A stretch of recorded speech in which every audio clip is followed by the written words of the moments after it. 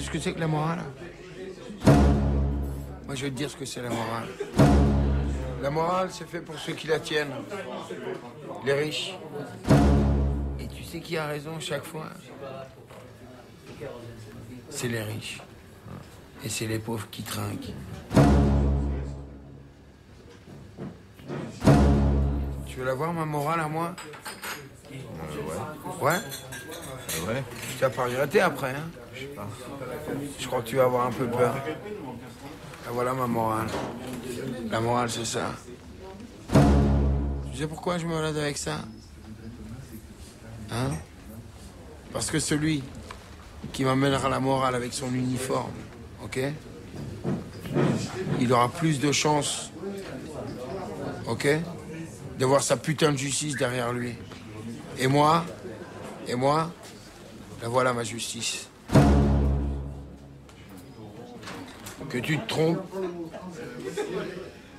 ou que tu aies raison, c'est la même chose, mon grand.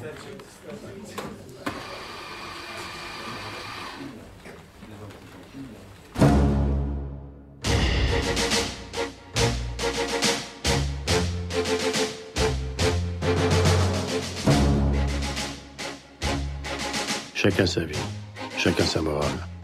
Et si je devais résumer ma vie elle est très simple, c'est celle d'un pauvre type. Voilà le genre de truc qu'il devrait écrire un jour. C'est l'histoire d'un homme comme tant d'autres. Son histoire est banale. Ça commence en France, en plein cœur du merdier, au pays du fromage et des collabos. Cet homme naît près de Paris en 1939. En 41, sa mère l'abandonne. Il ne la reverra jamais. À la Libération, il apprend enfin l'identité de son père, un résistant communiste mort en Allemagne dans un camp de concentration. Il a 6 ans.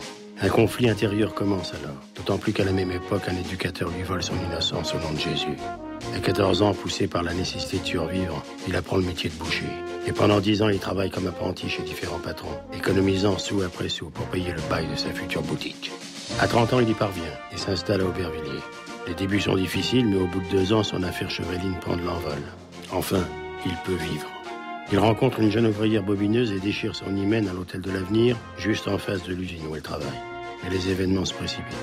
9 mois plus tard, il se retrouve père d'une fillette, Cynthia, dont la mère ne veut rien savoir. Elle les abandonne tous les deux et le père doit élever seul sa fille. Les années passent. La boucherie tourne tant bien que mal. Le boucher achète un petit appartement à crédit où la fille grandit, enfermée dans son mutisme. Sa puberté arrive. Elle prend des formes.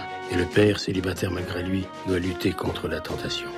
Et c'est alors que le drame éclate. La jeune fille a ses premières règles. Prise d'une douleur inconnue, elle part retrouver son père dans sa boucherie. Mais sur le chemin, un ouvrier tente de la séduire. Un voisin les voit et ramène la jeune fille à son père. Celui-ci, découvrant la tache de sang sur la jupe de son enfant, croit au viol. Il saisit un couteau et sort à la recherche du coupable. Sur le chantier voisin se trouve un autre ouvrier. Le boucher se précipite sur lui et le défigure à coups de couteau. L'innocent survit et le boucher se retrouve en prison tandis que sa fille est placée dans une institution. Il lui écrit quelques lettres. Les mois passent. Pour sortir de prison, le boucher doit céder son appartement et sa boutique. Il retrouve enfin la liberté, mais il a tout perdu. Pour survivre, il se fait engager comme serveur dans un café. Il devient l'amant de la patronne. Celle-ci tombe enceinte et lui propose de vendre le café pour repartir à zéro dans une autre ville, tous les deux. Avec l'argent du café, elle pourrait même lui payer le bail d'une boucherie. N'ayant pas le choix, l'homme accepte. Pour la première fois, il se rend à l'institution à garder sa fille et lui fait ses adieux. Celle-ci le regarde partir sans un mot. Le lendemain, à l'aube, il quitte la ville en voiture avec la patronne, espérant échapper au sombre tunnel de son existence. Ils parviennent à Lille et s'installent chez la mère de la femme, en attendant de trouver un appartement et une boutique à eux. Comparée aux rues de Paris où il a toujours vécu, celles du nord de la France lui paraissent tristes et désertes. Pour la première fois de sa vie, il se sent comme un étranger.